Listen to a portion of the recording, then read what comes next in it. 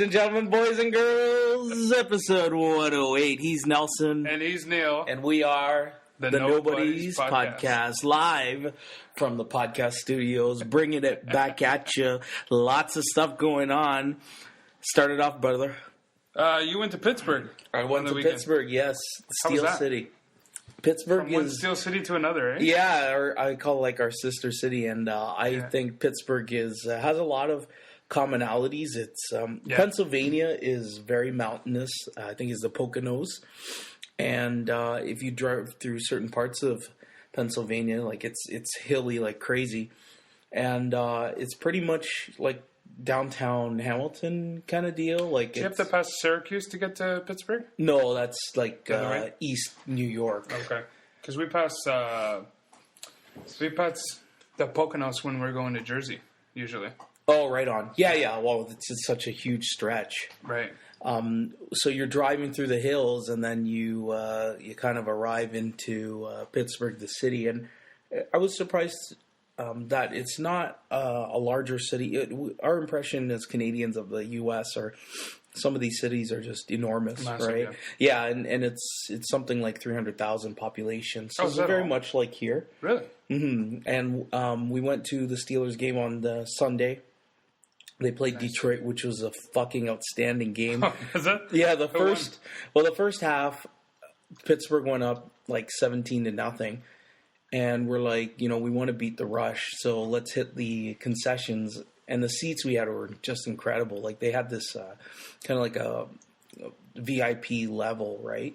Okay. Where like the indoor was just almost like this little arena with a giant TV, and even the food was upgraded. They had couches, they had stand-up chairs and tables. Well, how'd you get those seats? We got fucking lucky. My buddy hooked them up. Nice. And we left with 5 minutes till halftime. Next thing you know, it's like 24-20 for Detroit. Oh my God. Like, we missed this fucking huge comeback, right? And we're watching it from the TV inside. It was raining the whole time. Oh, okay. But the second half turned out to be awesome. And it's always good to go to a game where the home team wins, because... Yeah, that's a party, right? Everybody doesn't leave all miserable. Absolutely. But Pittsburgh is a tremendous city. We stayed at the Westin downtown. Shopped at the Macy's, went to the Grove City outlets. How was the Grove City? I hear a lot of mixed reviews about Grove City. I'm not a big fan of outlets. The one thing that we reminisce about, when we were kids, outlets were like Bargoonville, everything was a sale. It was kind of like the rejected stuff. Yeah. But now you go and some outlets are like regular price stores. Yeah, I find that you don't really get the discounts, or there's like outlets there that you don't even recognize. Yeah, exactly. Like, it's sort of strange, isn't it?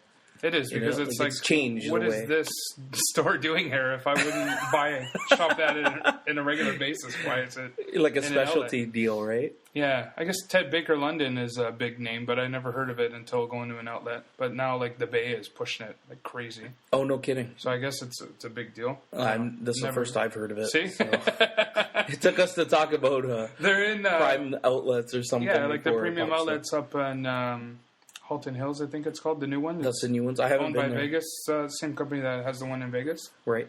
Yeah, they've got a Ted Baker London. I think those people are the ones that hooked up the ones in Grove City as well. Oh, okay. But not a lot going on there, and if there were some crazy, good big brand name stores, like, they were super filled up. Like Under Armour was crazy filled up. Okay. Nike, like the big brands, right? Yeah, I guess the big deal there is the taxes, right? Yeah, no tax on I guess clothing or whatever it is. So if you save on the tax instantly, then it's already a bargain. If you get a discount on top of that, then people live for that sale. Yeah. And even on the way home, which is like Sunday night, it was open like 8:30, 9 o'clock. So people were still Sunday going strong. Yeah. Crazy. So it's like that's definitely a destination place to be. So did Chris bring a girl, or did a guy friend come up? We a friend of my wife's came up. Another lady.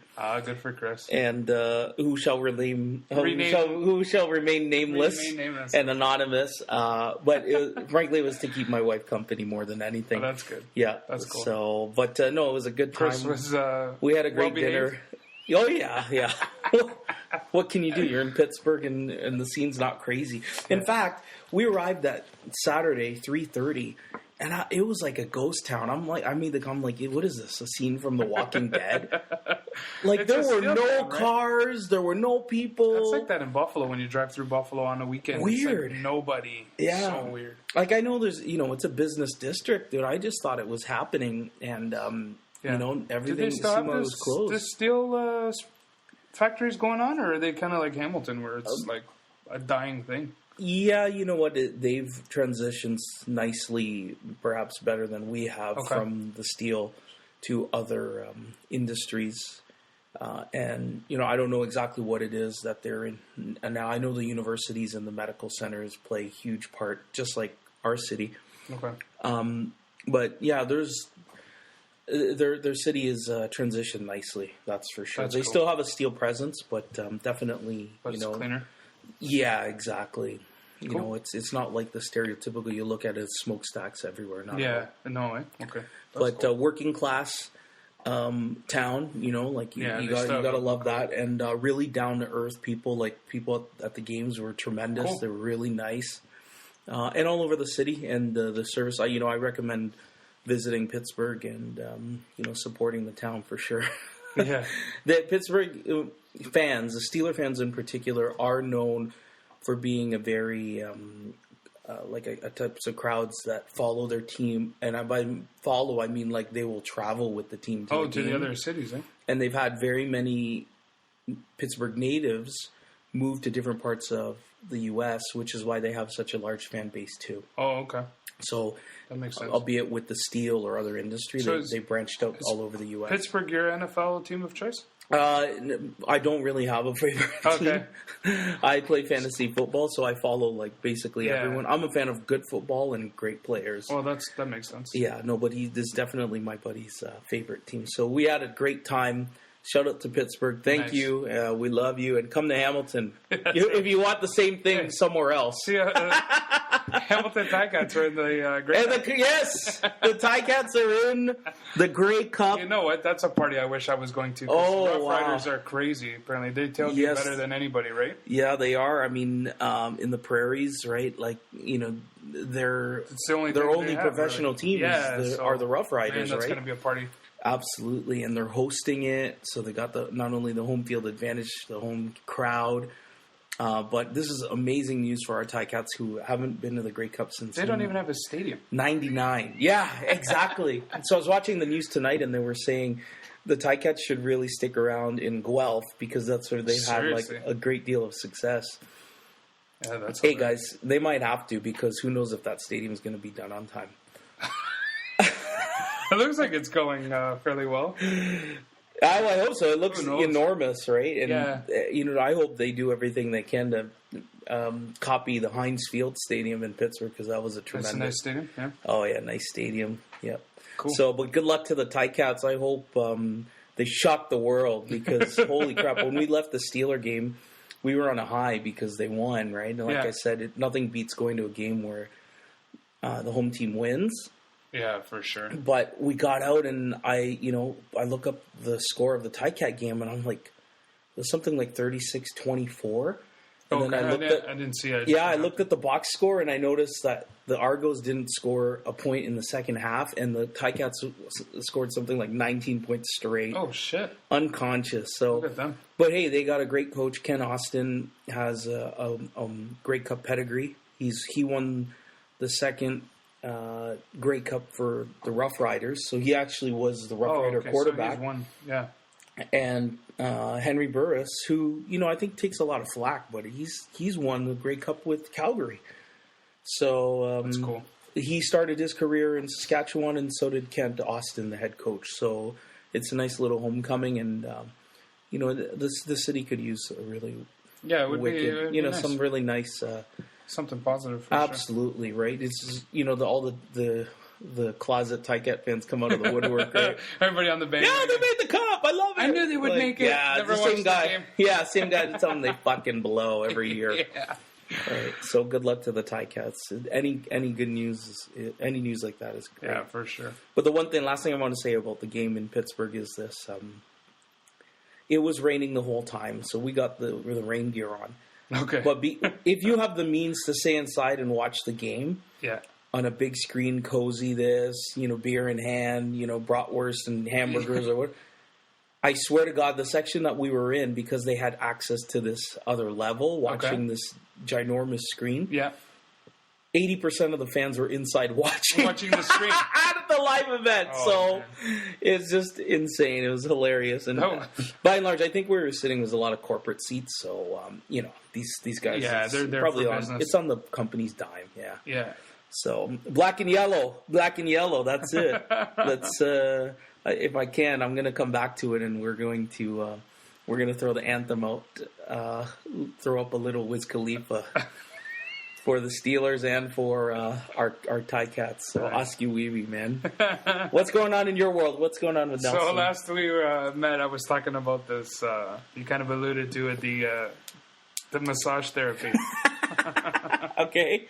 So I've been getting a massage therapy for over a year or something, maybe 2 years now.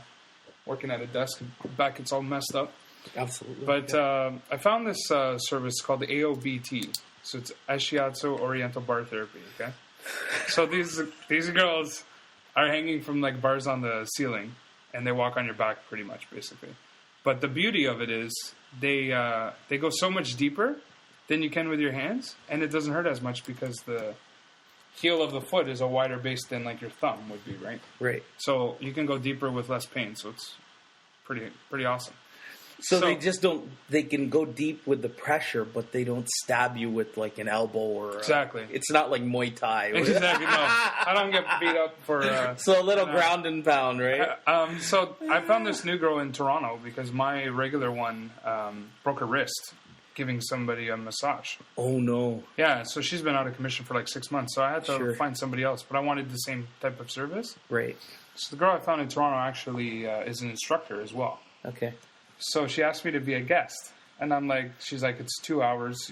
And I'm like, fuck, sign me up, right? Free massage. Let's do it, right? 2 hours? 2 hours, right? Holy crap. So I get there, and there's 4 tables set up. And there's a guy standing there talking to another guy. Right? And then there's like a couple of guys, right? Like 3 more guys. And, including me, 3 more guys. And then a bunch of women. Mm-hmm. And based on what the guy was saying to the other guy, the guy was a therapist that does that type of service too. And I'm like... But as a therapy? He's a massage therapist, but who walks on your back, but he's a dude. So isn't that Eastern philosophy versus like a Western? I don't know, but okay. I'm thinking like, oh shit, I never considered this. Like, I didn't think to ask if there's any guys that are going to be potentially walking on me, because that's a no-no for me. Right? Yeah, no kidding. So I'm like freaking out, thinking, there's no way I'm going to get paired up with this fucking guy, right? What am I going to say, right? Right. So she says to me, the girl is like, oh, welcome, you're going to be working with Jeffy and somebody else. Yeah, Jeffy's a guy for sure. That's what I'm thinking. I'm thinking, holy shit, man, is Jeffy a freaking guy's name or a girl's name? What the fuck, right? So I'm freaking losing, like, inside. I didn't say anything, but my heart's pounding, right? And then she's going to kill you. She starts talking, and she's looking around for Jeffy, and she's not, like, looking straight at him. And the guy was beside him, right? Mm-hmm. Beside her. So I'm like, okay, fuck, it's not him. Thank God, right? So dodge 1 bullet, okay? Okay. So we get set up. The girls leave the room. We have to be nude, apparently. Okay. So these guys start freaking undressing, and I'm like, nah, I'm not doing this. I'm going to just lay in under the sheets with my underwear on. If I need to go nude, I'll go nude under the sheets. Nah, I'm not going to walk around this room freaking nude, right? Yeah. So 2 girls come out. Holy shit. 2 girls. No wonder. Was this free? It was free. Yeah, it was no free. wonder it was free. It was like a swingers club. You didn't go to a massage. I know, there was jars with keys in it on the side of the... So, welcome to the massage. Take your shit off. Yeah, so... Here's Jeffy. What? Oh, fuck. Okay. So I get down, and the girl's getting set up in front of me where I'm laying down, and she somehow tips the chair, and it rocks me in the head. So I'm laying there on this bed and I get smoked in the head with this chair. I'm like, what in the world is going on here, man? This is not going the way you planned. Yeah, so I'm like, oh, God, what a mistake this is, right? Right. So she was fine, and then they switched. So one girl did an hour, and then another girl did an hour, right? Oh, okay. So while I'm getting this massage, I'm hearing the guy massaging the other guy. And he's like, because we're all in the same room, right? Yeah. And he's like, how's that feel, Mario? And he's like, that's great, man. You're doing great. And I'm thinking, this sounds so fucked up. So I'm fucking laughing my ass off, trying to compose myself under these sheets. Because, like, to me, this is messed up. And then there's another guy beside me who apparently has done this, like, quite a bit. And he used to teach as well. Mm-hmm. And he's given all sorts of feedback to the girl. Okay. So he's like, oh, that's wonderful. That's so good. So here I'm in this room hearing one guy going, oh, that's fantastic. That feels so good. And the other guy's like, how's that, Mario? Thanks, dude. That's awesome. Let me guess, you were quiet as a mouse. Oh, I was like, what in the world is this, right? So then they switch, and another girl comes on. Mm-hmm. And my God, this second girl was a hack. Oh, really? Oh, my gosh. She had no concept of anything. Like, she was like, her strokes weren't smooth. She was too heavy. I kept having to tell her, like, you're fucking killing me. Like, you're putting on too much pressure, right? Like, lift yourself up, right? Right. And, do they have the ropes, too? They have the bars. Oh, okay. So they stabilize themselves. Yeah. So you can pull themselves up to, like, alleviate the weight or let go of weight to put on more pressure, right? Was she a novice, or was it a different style? So this is what I'm thinking. No, it was the same style, but I'm like, oh, my God, this chick's a butcher, right? And so I didn't want to say too much because I didn't want the people to think this woman is like a disaster or that I'm like a wimp. You know what I mean? Yeah, so exactly. Like, you can't win. Yeah, I can't win. So I just freaking took the beating for an hour straight, right? And then after, when she was getting like cleaned up and stuff, I'm like, how long have you been training? And she's like, I used to do this for quite a bit and just got back into it just for a refresher. And I'm thinking, my God, I thought this woman had been training for like 2 days. She's so like, bad, right? Training? I came here to just try it. I know, right?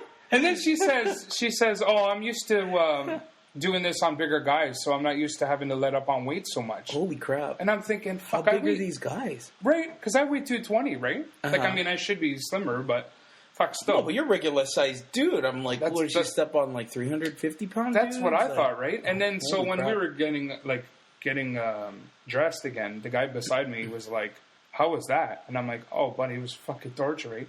He's like, yeah, I could tell because just like the way you were like reacting and stuff. He's like, and she's probably from the States because I sensed the American accent, right? Yeah. So he's like, the guys in the States are probably bigger because all the chocolate they're eating, right? And I'm like, fuck, I don't know, man, but I don't know what the hell to say. That's funny. So then the instructor comes over and she's like, how was that? She's like, I have to ask you. And I'm like, so I told her.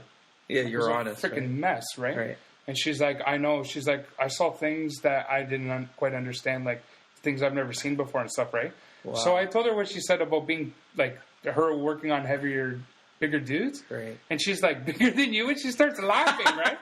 And I'm like, I know. I weigh like 220. What the hell more does she want from a guy, right? 420. Yeah, I guess. And she's like, oh, I'm so sorry I have to make up to you. Can I give you a hug, right? So she felt really bad. Yeah. But so here I was thinking, fuck, I'm a wimp. This chick is like used to just beating the shit out of guys. Right. To the instructor saying, yeah, the chick like has no concept of what's going on, right? Well, I think your instincts are correct, man. Like, oh, okay. So then here's the other thing I almost forgot. So I'm laying at the end, and it was just like a thin sheet. Mm-hmm. So I'm thinking there's lights over the top, and then, you got the bush down below. I'm thinking they could probably see some thickness because of how thin this sheet is, right? And I'm thinking, isn't this woman going to, like, cover me up? And then another woman came over and covered me with the thicker sheet. Uh-huh. And then the other one's like, oh, I couldn't find where I put that. I'm like, oh, my God. What a mess. Oh, she had no clue. Oh, she was a disaster. She probably read it the same ad as you, but she read it as, I can walk on people. And you're like, I can get walked on, so you're both thinking cool. So they paired. Holy fuck! Oh, and that's the other thing. The instructor said. She said that she looked at the list of guys that were coming, and she paired me with that woman because I had the highest pain threshold. Like, I could take the most pressure. Did you have to fill that out in the questionnaire? No, she just knew because she's massaged me in the past, right? Oh, okay. So she knew that because of her experience that she could go pretty heavy on me, and I wouldn't like wince or be like, yeah, that's fine, right? So the other guys are wimps. Well, they're not wimps, but I guess I could take more pressure than the other. I guess from her opinion, right? Her perspective that I was the guy who usually takes the most amount of pressure. Holy so shit. She paired me with this butcher. Yeah, no kidding. This woman was just like, oh, what a mess. I swear to God, I was like in so much pain. I was like, tomorrow I'm going to text you and tell you if I'm okay. It was like, it's so bad when you look forward to something, especially like a massage, and it doesn't turn out the way you want. I know. So, like, you can't wait till it's over. I know. And then hours straight of this fucking woman just like trampling me, like without even grace. Like, fuck. So no technique, right? No technique at all. Like pressure and stabbing you. Oh yeah, and there was one point she's standing on my back, and I'm like, okay, you're putting too much pressure, right? And she just stood there. And the instructor's like, you gotta move. You can't just stay there forever. It's telling you that you're putting on too much pressure. And you're just standing there without moving. And she's like, oh, I was trying to think. Like, what? Well, think while you're fucking moving. Think while you're choking the guy out. Yeah. Breaking his spine. Jesus so, Christ, well, you have a scoliosis now or something? Yeah. Holy crap. So I gotta go next weekend again because I signed up for 2 sessions. Oh, yeah. So I asked her, the instructor, I said, do I have to go? Next week. Next week, is it going to be like the same women or different? And she's like, no, it'll be different. And I guess it'll be, this was 2-footed strokes, so they were putting all their weight on. Mm-hmm. Next week will be 1-footed, so they won't have to like put all their weight on you, right? And then I said, well, what about any guys in the next session? Because I don't want any guys walking on me. And she's like, oh my God, you're so funny. And she's like, no, I usually warn guys and ask if it's okay. I'm like, okay, cool. So fuck. Oh my God! See, you gotta read the fine print on that shit. No shit. I really hope that shit's gonna be. Try googling free massage. You get a boner as soon as you see it. Make sure you read the fine print, eh? Don't just read the first line. No freaking happy ending there, man. Yes. You got stomped on. Oh, these boots are made for walking all over your fucking back. That's hilarious. Oh my God! So. And then just, like, to think your neighbor is, like, having, like, this... Oh, he was loving it. Man-to-man... Oh, that other guy, like, man-to-man bonding compliment session, you know? Oh, man. That must have been awkward. That made me fucking laugh, though. How's it going, Mario? You doing awesome, dude?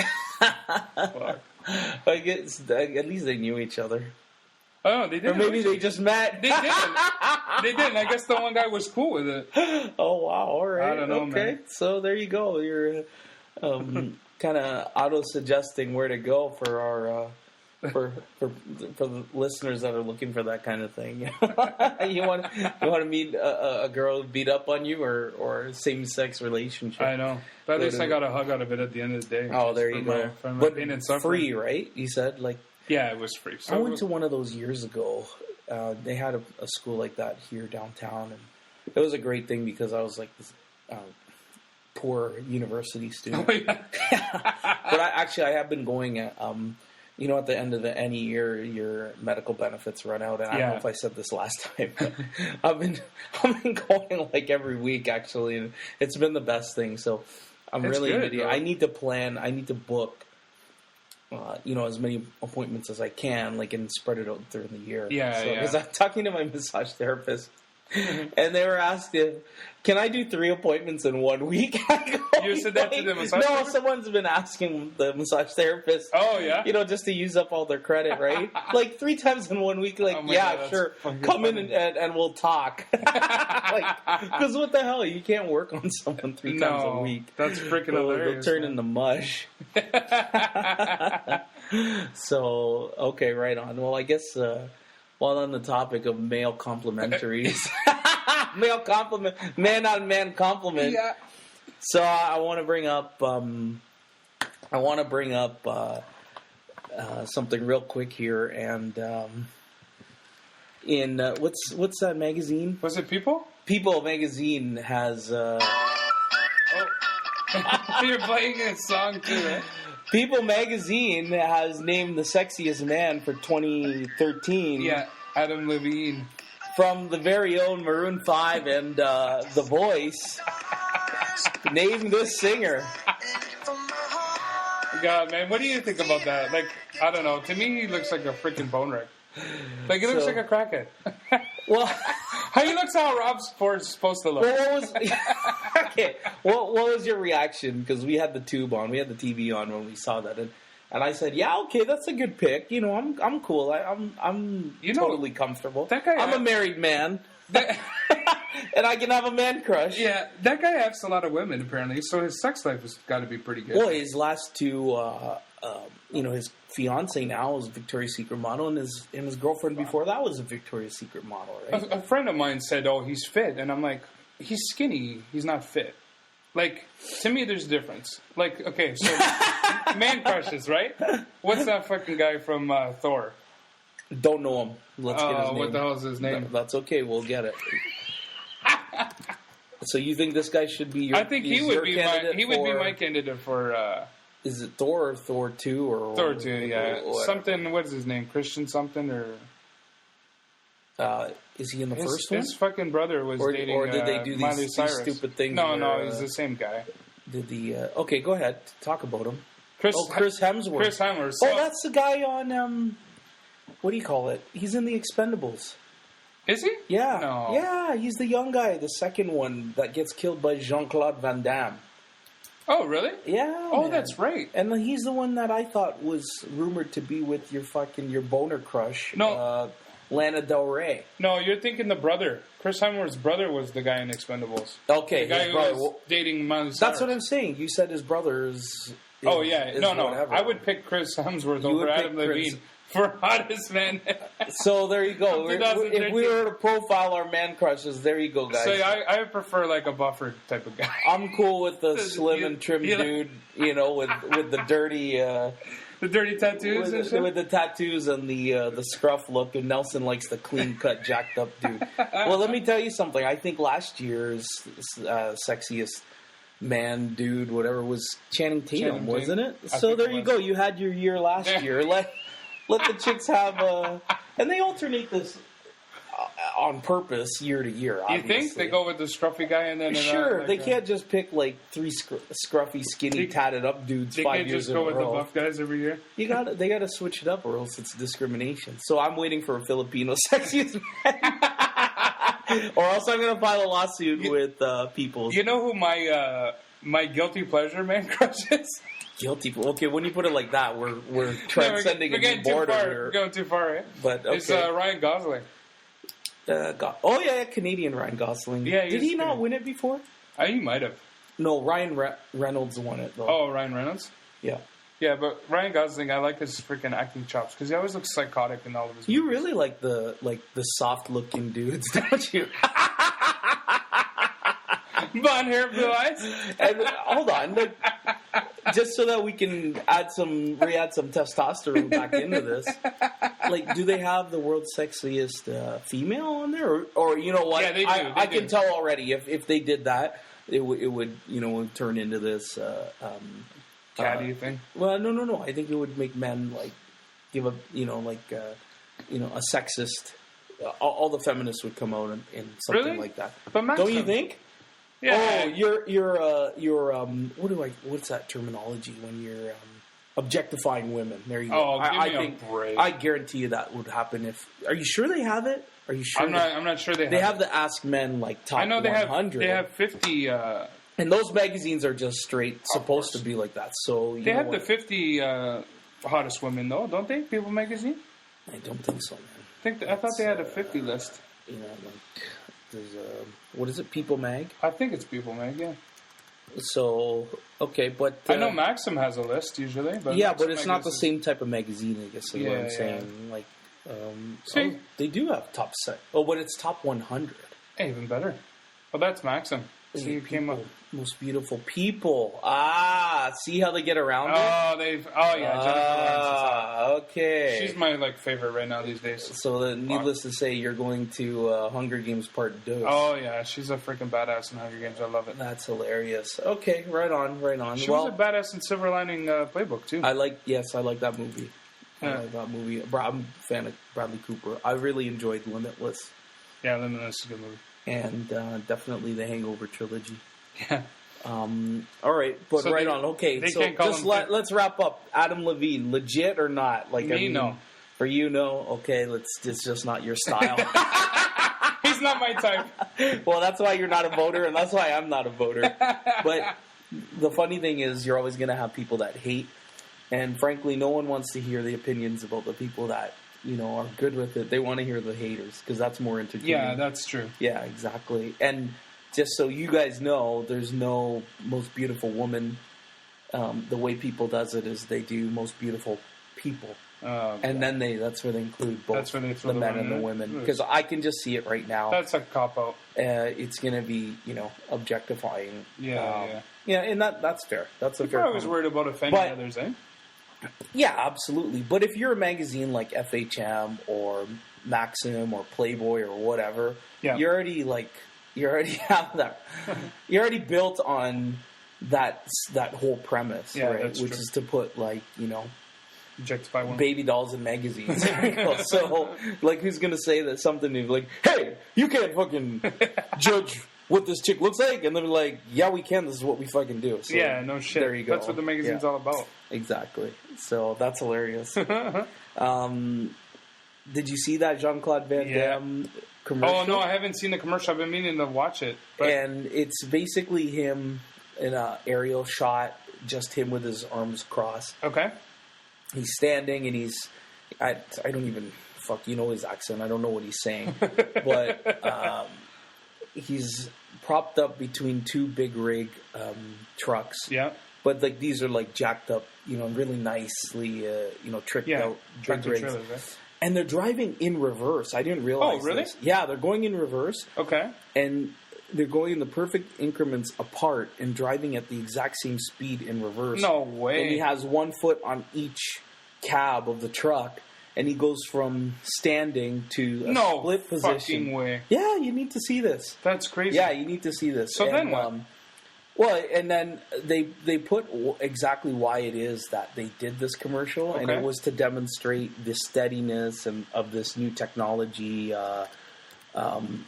This new technology that the trucks and the vehicles that they have. Apparently, they say that there was no that's legit. It wasn't CGI or anything like that.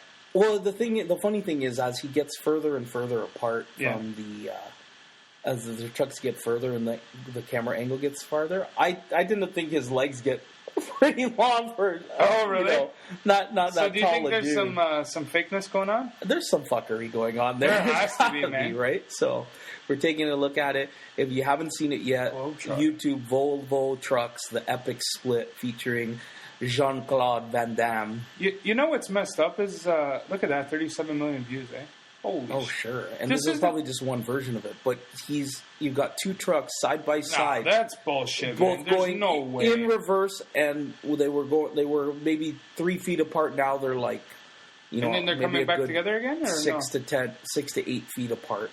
There's no way that's real. And they're moving steadily, and Jean-Claude's in this perfect He's kind of leaning forward position right now, though, eh? Well, he probably has to. They're going to rip his scrotum apart. No, there's no way that's real. I think it's real. This is the first tractor-trailer commercial I've ever seen, I think. It's not like Freightliner and Peterbilt and stuff as commercials, do they? I have no idea. I'm not into the trucking game, so I can fucking tell you. I'm into the Jean-Claude Van Damme shit, but yeah, I think we were talking about that at the end of last podcast, where his boner video. So, okay. I've been meaning to watch that video again, too. Not for the boner, but for the chick that he's freaking rubbing up on. Wow, this is really quite a masculine-oriented podcast today. Oh, my God. All right, let's keep it going then. I want to ask you your opinion. Yeah. Last Saturday, Georges St. Pierre, those 5 rounds with Johnny Hendricks, Johnny Big Rig, and probably the most controversial decision in UFC by far. And then I want to talk to you about what GSP said at the end of the match. So, did you see it? And I saw it. What was your opinion? And did you watch the post-fight press conference at all? I did, yes, because I know Dana White kind of went off on opinion there, right? I think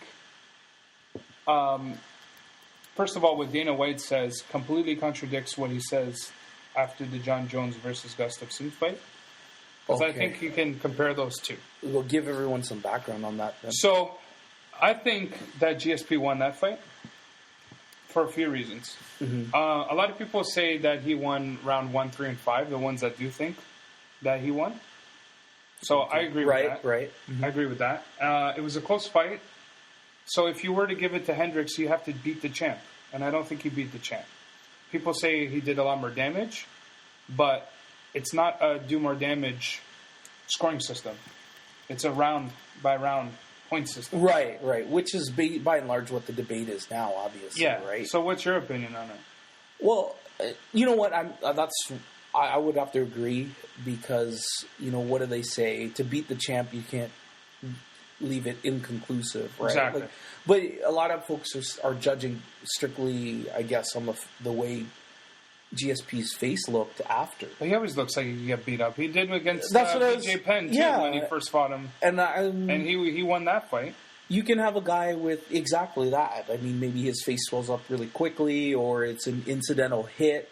Yeah. You know what I mean? Like, maybe they butted heads. If he's got a lot of scar tissue from all the fights he's been in, then he's going to fucking look like shit after a fight. But I've seen a number of things now go over the statistics. Yeah.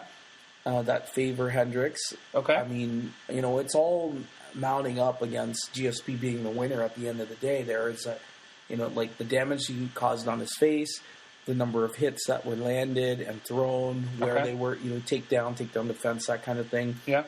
Control in the ring and the rounds, it seemed to go wherever they were ambiguous. They went GSP's way, and that was enough to give him. Which is likely what they do when it's a champ for the whole beat the champ thing. If you're gonna give somebody the benefit of the doubt, you usually give the champ the benefit of the doubt. Right. Which I was gonna say, basically, that's my take on it too. If you're gonna dethrone, the champ, typically it's got to be indecisive, like you said.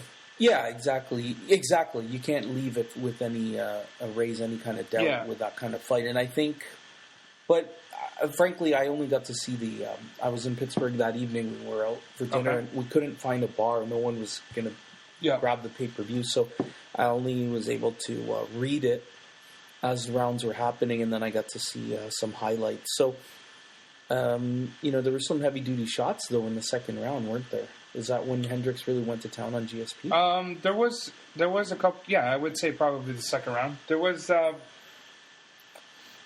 so for me, it was when I was watching it, it was too close for me to call. So I'm not surprised. Like if they gave it to Hendricks, I wouldn't have been surprised either. It was that close, right? Mm-hmm. But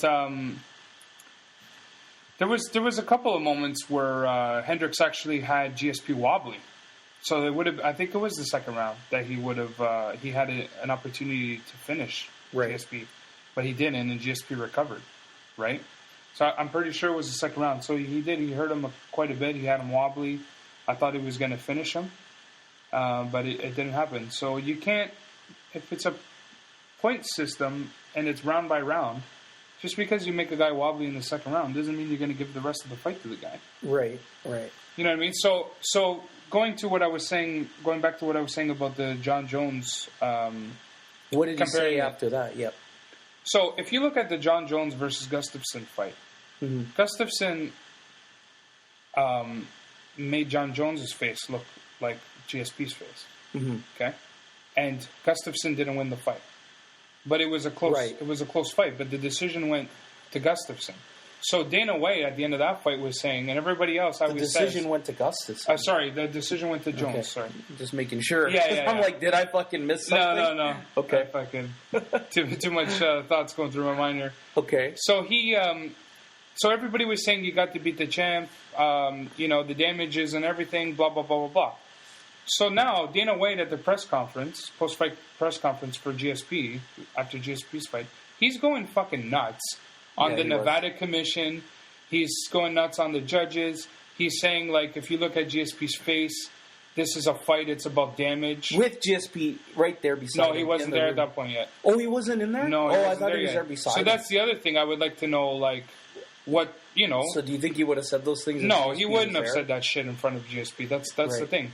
Dana White, in my opinion, is a fucking coward. So he's talking all this shit about, like, you have to be, it's about who did more damage and all this shit. Then why wasn't that the message with the previous fight with John Jones and Gustafsson? Right. And the whole, you have to beat the champ? Nobody said that this time around. Yeah. Every other fight, it's always you got to beat the champ, except for this one. So it's like, what, has Dana White got his head up John Jones' ass, for one? And then two, I would like to see, I didn't look it up, but I would have liked to see what GSP thought about Dana White's comments about that. I don't think he said too much about it. He didn't, because when I was watching the post-fight press conference, it went like to technical difficulties, so I wasn't able to watch it as soon as like GSP showed up. Oh, no kidding. Yeah, so I haven't followed up. But so here's the other thing, like you were asking about what GSP said at the end of the fight. Mm-hmm. So the guy's going through some personal issues. Yes. Who knows what it is? Right. Give the guy a fucking break. Yeah, no kidding. He's only had 9 title defenses. Yeah, he's not, like last I checked, he's not a slave to the UFC. Right. If I'm working full-time for a company and I say I want short-term leave, they're going to give me the fucking short-term leave. Yeah. You don't get paid, but I also have my job when I get back. Right. So Dana White's talking about, like, he has to retire then? Like, what the fuck does that mean? Blah, blah, blah, blah. Yeah. It's like, dude, give the guy... First of all, why didn't you ask him what was going on before you freaking attacked him? And jumped on him. Yeah, so maybe, like, his dad was dying, or... I don't know if he's married. That's what they said, yeah. But maybe, like, he was going through a divorce or something. Like, right. There's definitely legitimate reasons for somebody wanting to take a break from a freaking career like that. Sure. So why would you attack him like that, land-base the guy, before asking him if everything was, like, what's going on? Is there anything I can do to help? Yeah, Dana White's asking for the loyalty to stick it out and give another title shot, but he's not giving the loyalty to GSP for basically the fucking billions of dollars he probably earned them over here's the the last question. How many years? If the fight is so close and a title rematch is so important, why didn't Gustafsson get one against John Jones then? No, I don't know. Why didn't they? Or they're not setting up a rematch? He's fighting. John Jones is fighting Glover. Oh yeah, that's right. Glover he pulled out of that, and he pulled out of that 3 months in advance. So what's up with that? So why isn't he fucking freaking out on John Jones? Like I don't get the whole. The funny thing there's a lot of irony here because Dana White's comments were really obviously aimed towards the judges and the Nevada boxing fight commission, right? And he's like, this needs to be saved before it turns into boxing. Yet certain fighters are getting preferential treatment. Yeah. They're either rematching or they're not. So that's true. He did a lot of good work. Honestly, I think he wanted it to be the end of the line for GSP. And you know what? He wants to see that through. Yeah. And probably, he obviously acted out of emotion and without GSP in the room, he said what he said. He's a freaking hero. Would he take that back? Who knows? I mean, Dana White has a reputation for being hot-headed. Yeah. But he's still brilliant at the same time for setting all this up. He did a lot of good with the UFC with making it the sport it is, but maybe he's now at the point where he's the obstacle. You know what I mean? Because that to me is not professional. You want to be a professional sport and everything, don't act like a dumbass. Mm-hmm. Mm-hmm. You know what I mean? What was I going to say now? I saw a funny sports GIF of GSP taking down Hendricks in the second round. Okay. And Hendricks is just about to tap, but GSP takes him back up to the stand-up. I don't know if you've seen that. No. Like he's got his hand ready and he's just about, and then Yves Levine was on the other side of them. Well, I mean, that's just our analysis. There's going to be things that come out. Yeah. Always in the favor of, did you want to see GSP win? Did you see Hendricks win? And then I've seen so many articles now that break down the stats, right? Yeah.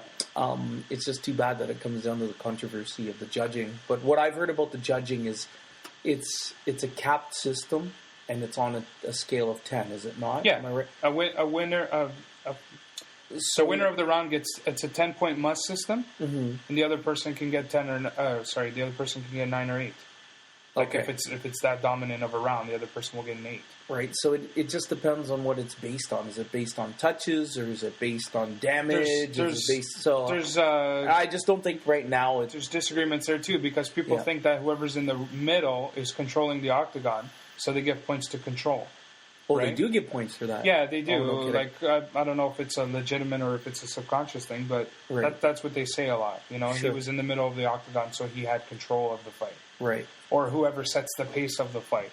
Right. Right? That shit to me doesn't mean anything, because if I'm up against the fence but I'm freaking teeing off on you, I don't give a shit that I'm not in the middle of the octagon.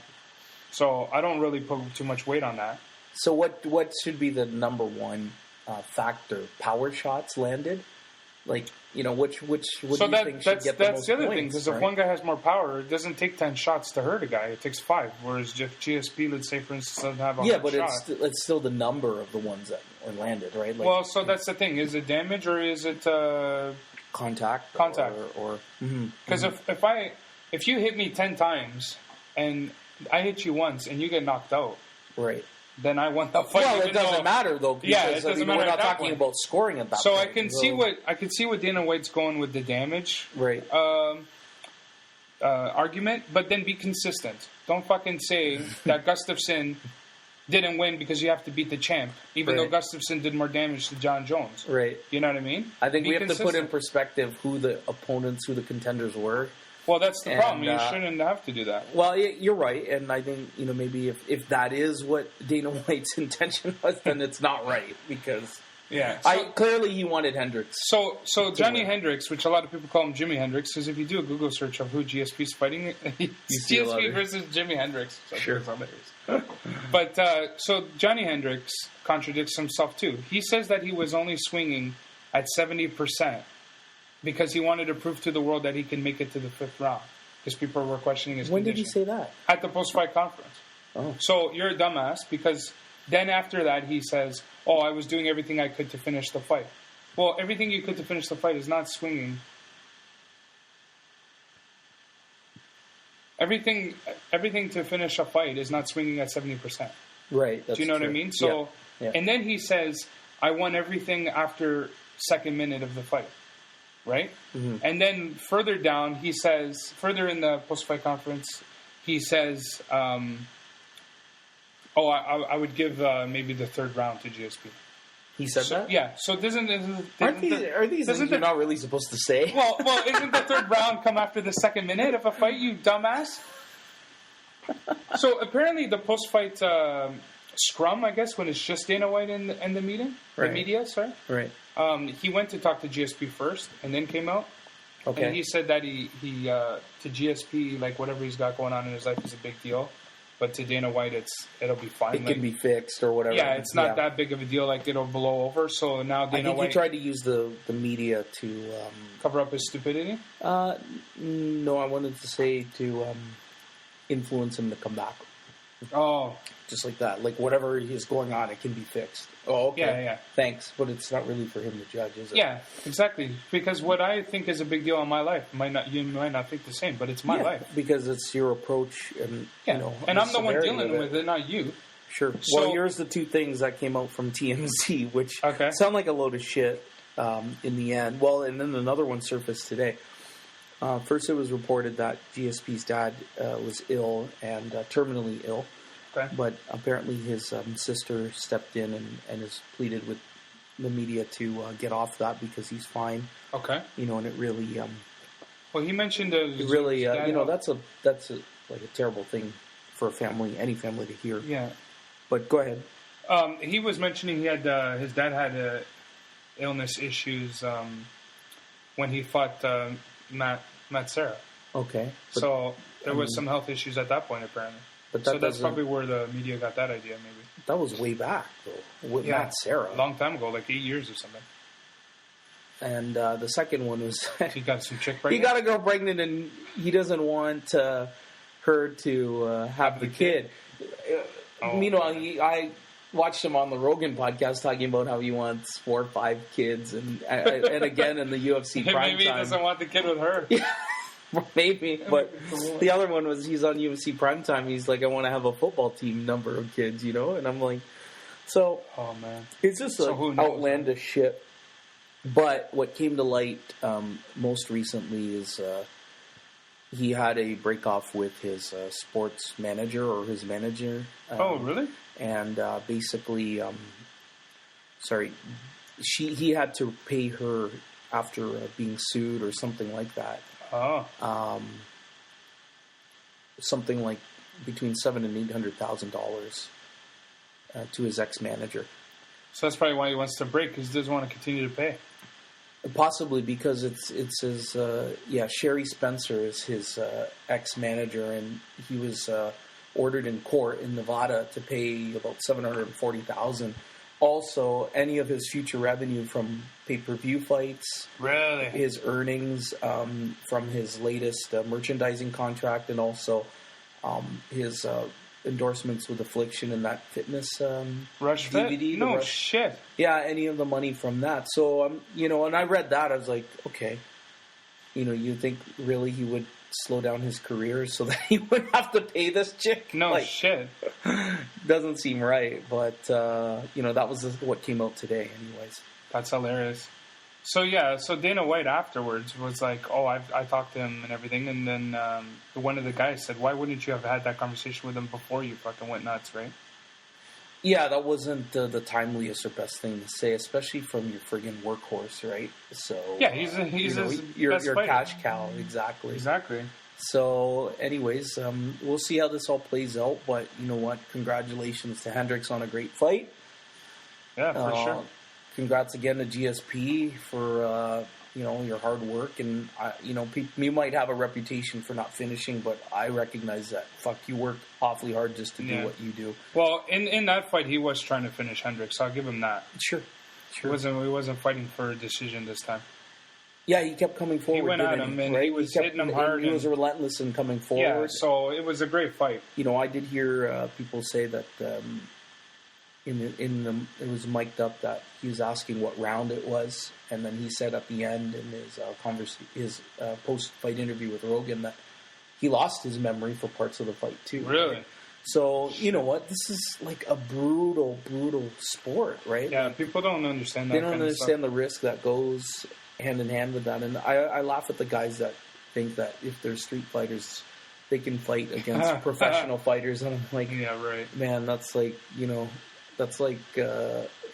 anything not professional versus you DIYing it, right? It's never the same.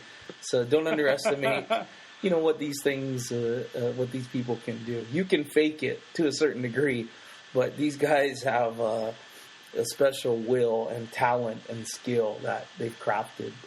And it's, for him, he's a true martial artist, like a samurai, and he lives his life by that. You know what I mean? Like this is a way of living. This is not just like for recreation. No. So when you're out there getting your fucking white belt and trying to get your blue belt, you got your yellow stripe. Yeah, your white you're belt. not UFC material, okay? Those guys hit hard too. So man. don't pull a Dana White and think that you can start throwing your commentary out there and criticizing, and everybody's got these dream fucking matchups, right? So, that they want to see, but yeah, Dana White makes me sick, to be honest, man. I love the sport, but Dana White is well, I don't idiot. I don't know enough about what he hasn't done or doesn't do well, or the controversies around it, but hey, that's why we all have opinions on this stuff. But great fights. I know Pacquiao's got a fight coming up. With I think this weekend. Oh yeah, he is fighting Rios. I think it's Brandon Rios. I don't know Brandon Rios. And there it is. And he's a Mexican American fighter. He's a young guy. I think he's only in his mid-20s. He'll never fight Mayweather, then, eh? I don't know. I doubt they'll. I don't know. I don't think that's going to happen. And you know what? It's a shame because. Sorry, was there a catch weight between those two, or what? Yeah, like 145 and 147. Right. Like. Okay. So it's not like it's not like this trivial amount of weight, right? So many weight classes in boxing, it makes me laugh. It's like 145 and 150. It's kind of like you have no success in one weight class, so they created another one. Yeah, they eat a cheeseburger and they're in the fucking weight class. Right, there's a lot of debate about PEDs in martial arts and boxing, right? Like this last one, I think we mentioned last time. St. Pierre voluntarily did the VADA testing, right? But anyways, we'll see if Manny Pacquiao can resurrect his career. You think this guy has a chance against Pacquiao? You know what? The way the last two fights have gone for Pacquiao... Actually, I shouldn't say that. I mean, the fight against Bradley where the decision was pretty ridiculous, where I felt he won at least 2/3 of the round every time. I heard about that, yeah. Because it was kind of like he let Bradley kind of assault the first, 30 seconds to a minute, and then he beat him up for the remaining 2 minutes every round. They gave it to Bradley, right? Bradley gets it at the end of the... Yeah, exactly. And that was like that whole theory of ours, that decisive wins have to be exactly that. Right. Like, decisive and battered up. And so he's not the champ anymore, Pacquiao, right? He's not. He lost it to Bradley. And, then he got knocked out in his rematch against Marquez, right? Yeah. So, and Marquez dropped him, and then Pacquiao dropped Marquez back. And then he catches him kind of like, I guess, the way he did to, what's his name, the Golden Boy, De La Hoya. That was an amazing fight, though, right? Pacquiao versus Marquez. Sure. And you know what? There's some subtleties about watching Pacquiao's interviews and fighting and training that I'm not sure that it's there anymore. No, because he's into politics now. He's into a lot of things. Oh, is he? Is he trying to act or something too, or sing or something? I think he's always has had that. I mean, he's got the zest for it. He's a natural entertainer, and he's really worshipped back home. I think he did a commercial too of some beer, or not beer. Sure. It was a Jägermeister, I think. Oh, did he really? Yeah. And some big name stuff too, right? Yeah. I think he's done his best to maintain like a humble lifestyle. Yeah. I'm not sure that the fiery Manny is still there, and that's fine. You know what? So. He's 34, something like that. He's getting up there. 34, 37. He's had a lot of fights. Like, shit. Yeah, and he's gone through a lot of weight classes. He had great success, and you know what? Like, it's just damn near impossible to go out undefeated. You know what I mean? And it's not meant to be that way. The sport's not meant to be that way. But that's the crazy and fun part about fighting, martial arts, boxing. I really wish that boxing had the same excitement that it used to have, right? Well, there just aren't enough big name fighters anymore. Unfortunately, not. I like watching Andre Ward. I like watching, the flyweights because they're just incredible. But the doesn't bars get the attention anymore. The bars aren't playing them anymore. Like you can't. It's hard to find a bar that's showing a boxing pay-per-view, right? But an MMA pay-per-view, well, a UFC pay-per-view, anyways, it's very easy to find. Exactly. So who knows where this is going, right? I mean, apparently, it's still big in the States and Europe and stuff, but I guess in Canada it doesn't have the traction anymore. Right. It's if it's not North American mainstream, we tend to not pay too much attention to it. Because these guys are still making like $40 million a fight. So the money has to be there. That's true. Are they just making that much money on pay-per-views to pay that much? I don't see it. How does a guy get $30 million in one fight? It's pay-per-views, right? And why wouldn't more people want to do that? Well, because you guys just we can't just decide to be fighters and then go fight. Oh my gosh! Or at least try. Wouldn't we have more people filling up boxing gyms and studios than we do hockey arenas? But that's the same with acting or celebrities, right? You make $30 million for a movie. I guess so. You would think everybody would want to be in acting. It's just that's too funny. Did you hear about? Speaking of acting, did you hear about that girl who takes guys out on dates and then blogs about them and blogs about the restaurant? The guys or the restaurant? She blogs about the guy and the restaurant. Oh, Erin Witherspoon, and she's an inspiring actress, apparently. It's W-O-T. No, W-O. Like Wither, but... Okay, let me look it up. So what does she do? She's an aspiring actress in Hollywood, or what? W-O. No, she's, I think, in Toronto, because she talked about going to the Canoe for the last one of her OTAs. That's it. Oh, that's a neat way of spelling it. Yeah, that's her. Okay, so what exactly does she do? So she has a blog, and her blog is something like... restaurant tips from a serial dater.tumblr.com. So she doesn't even have a legitimate website. Are you serious? And she dates for dinner. So basically she goes on dates, she gets the guys to pay for it, and then she'll blog about the restaurant and then blog about the guy. And she'll just cut them up. Aspiring actress in Toronto outed herself as a serial online dater. Shamelessly meets men for dates so they'll pay for dinner at a fancy restaurant. Chronicles her dates in a blog, and even has a hit list of some of the nicest restaurants in the city where she wants to convince men to take her. We all know that getting what you want in life can be tough, so I've decided to become a serial dater to fulfill my restaurant hit list. She's not even that hot. That's the fucked up thing. My God. So, what kind of shit is she saying, though? I haven't gone on the actual website. And she video blogs, too? I guess. But she's an aspiring actress. Like, isn't that going to kill your fucking acting career? Well, clearly not. She's getting all this fucking publicity now. That's hilarious. Someone will pick her up for like a shitty reality TV The funny show. thing is, she kind of looks like Reese Witherspoon, so I wonder if that's a fake name. You think so? Doesn't she? Oh, that last picture mostly. Yeah. That one there. Oh my gosh. Yeah, kind of like a poor man's Reese Witherspoon. Yeah, exactly. And that one too, that last picture. This is disgusting. But you know what? Like I said, if guys want to fuck around with chicks, use them for... get them in bed. Yeah, I guess. Then if she can get these fucking losers to pay, they can't figure it out. Well, more power to her. How did you hear about that? I heard about it on the radio this morning, so I looked her up. Because she was on the radio. Well, why did she out herself? She was on the radio talking about it. No kidding. And she sounds like a dummy. Like, like that kind of stuff when she talks. Hey, but she clearly knows what the fuck she's doing. That's hilarious. Does she say bad stuff about She does. the guys? Does she say bad stuff about the restaurant? She says if she talks, like, good about the guys, then nobody will read her blog. So she purposely cuts them off. That's it. She's a smart chick. I don't care how she delivers it.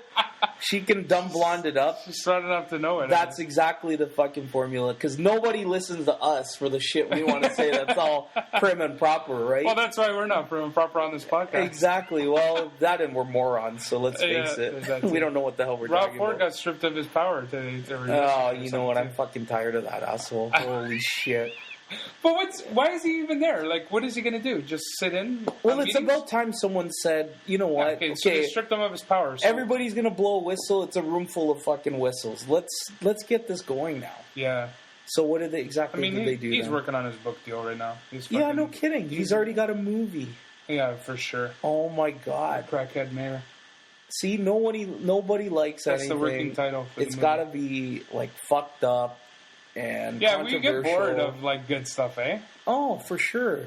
You don't turn on the fucking TV to listen to like, this guy donated this guy. It's like us with watching epic fails or epic wins. I'll watch the epic fails any day of the week. I didn't even know there were epic wins. Yeah, see, there you go. That's fucking hilarious. So, yeah, if you want to make a name for yourself, just start dating guys. Yeah. Tell them to take you to these restaurants, get a free meal, and then out them after. Well, yeah, so they got, I guess, a UK daily whatever the hell it's called. .uk, that website you were just on. Yeah. They're the ones who, like, discovered her. Oh, no kidding. I don't know how the hell them in UK figured it out. Oh, no kidding. Maybe she just started sending out press releases. Well, you know what? She's made a name for herself, and maybe she can... But the thing is, I think when you have a tendency to start out like that, I'm not sure that your career, where can it go? You'll always be known for that. I don't think that's not the right for your approach. acting acumen, I don't think that's the right approach. How good an actress can you be when you do shit like that? Well, maybe she's acting to enjoy the date. That'll be on her resume. Well, then she's always going to have to do like these, rom-coms. Fucking romantic comedies. Yeah, exactly. That would suck. That's hilarious. But there's plenty of actors and actresses that do that kind of shit already, right? And make a good living at it too. Yeah. Have there been any movies that you've seen lately that you want to go over? Or, actually, Thor 2. Did you seriously see that? I saw it, yeah. How was it? That was all right. Yeah. Yeah, it's nothing. How was it compared to the first one? Because sequels always end up being, so they say, worse off than. Well, I'm not a huge Thor guy to begin with. Okay. I don't know what it is about it. I guess it's because his power comes from a fucking hammer. Like, I don't know. Like, he's not punching people himself. He's fucking hitting them with the hammer. Right. So, okay, you have to be strong enough to have the power of the hammer. Who's the antagonist in this whole thing? His brother. Well, no, I shouldn't say his brother. It's his brother. what do you call it? Miley Cyrus's fiance? No. What the hell is his fucking brother's name? Loki. It's not really. He pairs up with Loki to fight some fucking... Oh, elf. It's some elf race. Oh, okay. All right. I don't even know really the background. How many different movies have Thor. elves in them? Like, Lord of the Rings has elves. Santa Claus has got elves. The Hobbit. Fucking hot. Yeah, like this guy... Who's the female lead in this? Natalie Portman. It is? I'm No a big kidding. fan of hers. Holy shit. And that other chick, Zoe Deschanel, or whatever the hell her name is. Oh, yeah, yeah. She looks like Zoe Deschanel. Wasn't she in the Elf movie, the Christmas one? Speaking of fucking elves. I think she was. That's hilarious. And I'll be honest, though, I don't watch any superhero fucking movies. We talked about this before. No Man of Steel, no Batman? No. Really? No fucking interest. Well, Batman is the only one. Oh, okay. Maybe it has to do with who directed Christopher those? Nolan. Okay, there you go. But Nolan did Man of Steel, didn't he? No, he didn't. I thought he was slated to do. Who he did was Man of supposed Steel? to, but he didn't. The guy who came in for the guy who did they've worked together before. See, the actor / director combo. You mean they worked together before? No, they did something together on another. Christopher Nolan produced Man of Steel, but didn't direct. Oh, okay. But that's why I thought his name was attached. Yeah, his name is attached. His name was attached to the first one. Mm-hmm. But it won't be attached to the second one. Right on. Well, they won't be attached to the what the fuck is his name? Ben Affleck. He won't be attached to the Ben Affleck one. Oh, to the new Batman one. Yeah. And he's still getting fucking shit on today, to this very day. Well, we're shitting on him right now, so... Yeah, frankly, I don't watch a lot of superhero fucking shit. I don't really like the big production, like CGI type stuff. No, eh? I like well, what's left? The nonfiction. Comedies? Everything's going to have that. I don't mind if a story has, like, reality, but, like... moments that are like unbelievable. Well, I guess small miracles, but I don't like it when it's the effects. I guess that's what I struggle with Thor. Like, it's all these different realms, they call it, right? And they all have different species, and then they're all fighting in space in these different realms, and it's like, I don't know, it's too much. But at the same time, I like... For me, in my mind, yeah, like, I'm not a gamer. I've never really been into comic books. When I was young, I was into sports. But I'll be more inclined to pick up, like, a thriller or something now, or an action movie with, the hero and the... But, like, I like a good gunfight, a car chase, that kind of thing. Martial arts in a movie, but I don't really want it to be animated. And my problem, too, is... they keep reduxing these fucking things every 2 to 3 years. So, you know what? I thought the point for me would be like, I remember the Christopher Reeve Superman, and I want to keep it that way. Yeah. I don't want it to be like, that one where they brought it back. And what's her name? That was a shit one. Kate Bosworth's in it, isn't she? Is she? The new one? Who was the guy who did that one? And then they axed him, only bring in the... Like, I'm like, why are they axing dudes? Well, because it didn't do well. No. Apparently, the Spider-Mans are going to keep coming out because they did some deal where if they don't continue to make movies, they'll lose the rights or something. So they're just going to make them for the sake of making them? Keep making them just to keep the royalties, like to keep the rights to making the movie. Yeah, otherwise, that's exactly why I can't support something I like Star Trek. I like the Batman. There's a lot of sci-fi stuff I do like. Right. But I've got a limitation to how much sci-fi I'm willing to put up with. Like, sure. To me, Thor crosses that for whatever reason. I don't know why. I can't really pinpoint it. People probably think I'm like contradicting myself, but okay. The other one was Green Lantern too, or Green whatever the hell. Yeah, Green Lantern. Green Lantern. Yeah, that one was kind of cheese too. There's a couple of new movies coming up. One actor that I like, while we were on the topic of man crushes earlier, I like Tom Hardy as an actor. Yeah. He was in, The Warrior. Yeah, I'm a big fan of his too. Yeah, he was in Lawless with Shia LaBeouf. He's been in a couple other movies. He was Bane in Batman. Amazing. He was badass there. And I understand he's going to be Mad Max when they redux that. Really? Mad Max, eh? And I know I've heard... Is that the Mel Gibson? That's the Mel No Gibson shit. movie. Yeah. So I'm interested in seeing how That'll they turn that. If they CGI the shit out of that, That'll then be awesome. that'll fucking cement it for me, because they're reduxing something that's not necessarily superhero, but, you know, like a cult I wonder era if they movie will. for me. They And shouldn't have to, though. you know what? I was happy enough with the way they the way they did Tupac and Dr. Dre and California Love. Yeah, So that got me a that boner. was a good one. So I'm fine with that kind of shit. But if they start throwing like all kinds of... They should bring back Lou Ferrigno for Hulk. And anyway, Tom Hardy got cast in Terminator 5. No. Yeah, As he's the going to be. Terminator? I think he's going to be John Connor. I way. thought Bale was going to be. Christian Bale was John Connor? Christian Bale was John Connor. Yeah, he was. Yeah. So I thought they were bringing him back, but I understand. Well, Tom Hardy, if not taking over. Well, he would be a good Terminator, though. Well, he's going to be a fight scene with him and Schwarzenegger.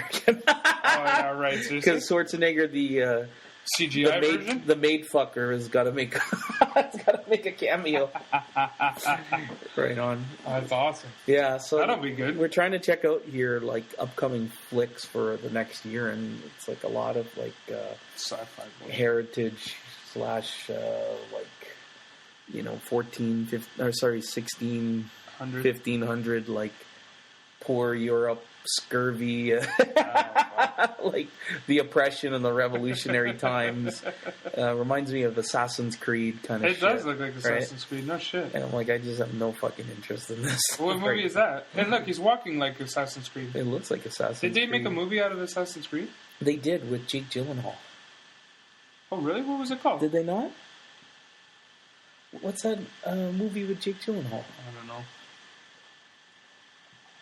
I didn't think it was a video game version or a movie version of a video game.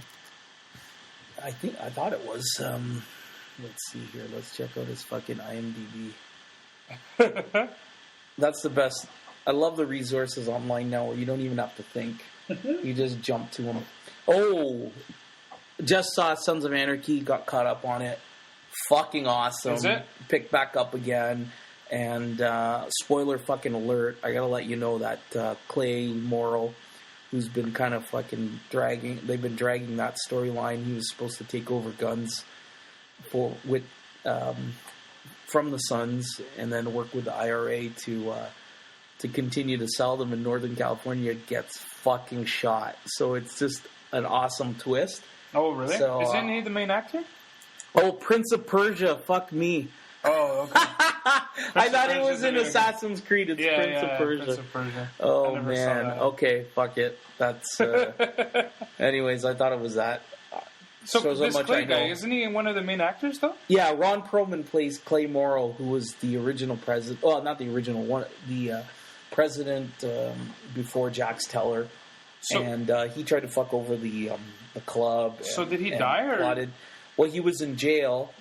And they tried to plot a murder on him. Yeah, the club did, because he tried to kill the current president's wife, and a bunch of other bullshit. He tried to pull some business behind their back and killed one of the original members.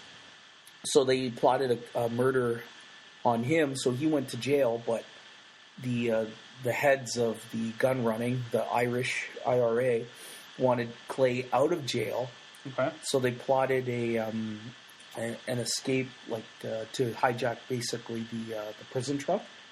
They got him out, and then basically Jackson and the Sons kill all of the IRA, and they end up killing Clay to stage some kind of fucking war. So they killed off the main actor of the series? He was the president. The main actor is actually Charlie Hunnam. Oh, okay. Who is the president now, Jax Teller. Who, by the fucking way, and I can't believe I fucking forgot this, was at the Steelers game. Oh, yeah? Waving the terrible towel, and they called him out before the game started. So it was just such a cool thing. That's funny. To see Charlie Hunnam at the Steeler game, because I was just like pumped. That's cool. What a testosterone boner of a weekend for me. I saw Sons of Anarchy wrapped up with an NFL football game. Holy shit. and red meat and hot dogs and a beer. Those weekends. Yeah, full testosterone. I just need the chick to walk all over my back now. But know what she's doing. How can you beat that? Yeah. So, okay, is there anything else you want to throw out there? I think that's it. You're good? You got to save some material for next week. Yeah. Not this guy. I'm full of shit. So I just want to throw this out real quick. Tribute to our guys. Okay, Sunday, good luck. Great Cup. Hamilton Tiger Cats. Let's pull one together. It's been about 14 years, guys. So get behind your Tiger Cats. Oski wee it up, man. And what can I say? We're just happy to see people. Hit the pinnacle of what they're doing, because that's why we do it for you. We want to make you laugh, and that's right. And get you up and inspire you. In the making. That's right, because you know what? Some things just take balls to do, right? That's right. And sometimes you need a kick in the ass to do it. So, you know what? We're doing what we like to do, and we hope we make you laugh, and keep tuning in each and every fucking week, because we love you. We love you. He's Nelson. And he's Neil. And we're the Nobodies Podcast. 108 live, black and yellow.